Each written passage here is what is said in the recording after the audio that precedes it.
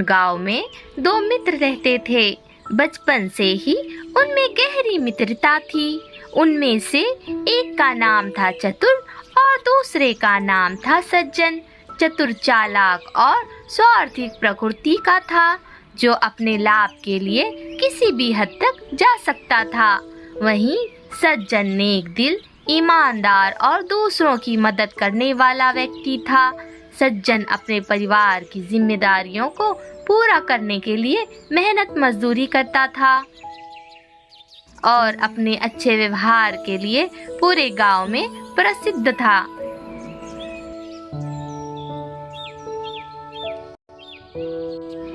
एक दिन चतुर ने सज्जन से कहा,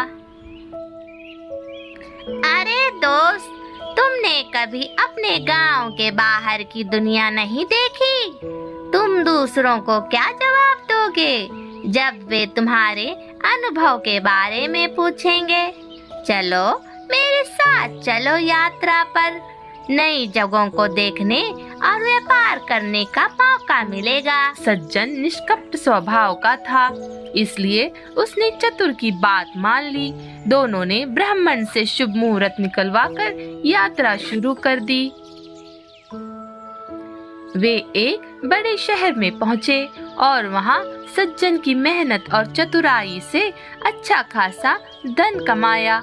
जब उनके पास पर्याप्त धन इकट्ठा हो गया तो दोनों ने घर लौटने का निर्णय ले लिया। रास्ते में चतुर ने सज्जन से कहा, दोस्त, इतना सारा धन गांव ले जाना खतरे से खाली नहीं है। अगर गांव के लोग देखेंगे तो वे हिस्सा मांगने लगेंगे।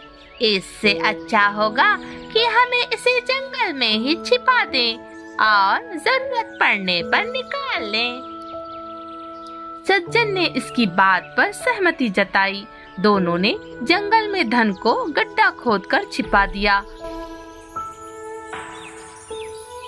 कुछ दिनों बाद चतुर रात के अंधेरे में उस स्थान पर गया और सारा धन निकालकर अपने घर ले आया। उसने गड्ढे में मिट्टी और कंकड़ भर दिए। कुछ समय बाद उसने सज्जन से कहा, दोस्त, हमें कुछ धन की जरूरत है। चलो जंगल से धन निकाल कर लाते हैं। जब वे दोनों जंगल पहुँचे तो गड्ढा खाली देखकर चतुर ने सज्जन पर चोरी का आरोप लगाया। उसने कहा, यह धन तुमने चुरा लिया है? सच सच मान लो, वरना मैं न्यायालय में शिकायत करूंगा। सज्जन ने अपने ऊपर लगे झूठे आरोपों को नकारा और कहा, मैंने ऐसा कोई काम नहीं किया। तुमने ही यह धन चुराया होगा। दोनों न्यायालय पहुँचे और वहाँ अपनी अपनी बातें कही।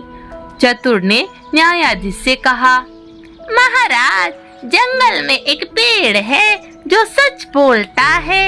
हम उससे पूछ सकते हैं कि सच्चाई क्या है।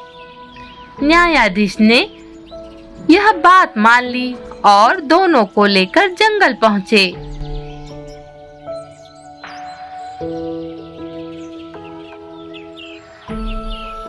चतुर ने अपने पिता को उस पेड़ की खोखल में बिठा दिया और कहा, जब न्यायाधीश पूछे तो सज्जन का नाम ले लेना।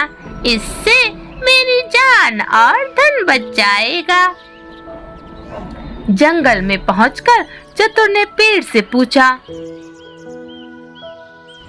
हे वृक्ष, बताओ इस धन को किसने चुराया?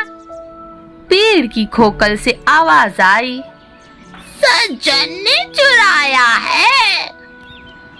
यह सुनकर न्यायाधीश ने सज्जन को दंड देने का निर्णय लिया, लेकिन सज्जन ने कहा, मुझे इस पेड़ को आग लगाने की अनुमति दे। मैं सच्चाई का पता लगाकर दंड स्वीकार करूंगा। न्यायाधीश ने अनुमति दे दी। सज्जन ने पेड़ के चारों ओर सूखी लकड़ियां और उपले रखकर आग लगा दी। थोड़ी देर में पेड़ की खोखल से चतुर के पिता चिल्लाते हुए बाहर निकले और सारी सच्चाई बता दी। चतुर की साजिश का पर्दाफाश हो गया। न्यायाधीश ने चतुर को कठोर दंड दिया और सज्जन को निर्दोष करार दिया। सज्जन खुशी खुशी अपने परिवार के पास लौट आया, जबकि चतुर अपनी चालबाजियों के कारण बर्बाद हो गया। बुरे कर्मों का नतीजा हमेशा बुरा ही होता है, जबकि सच्चाई और ईमानदारी से जीत हो सकती है।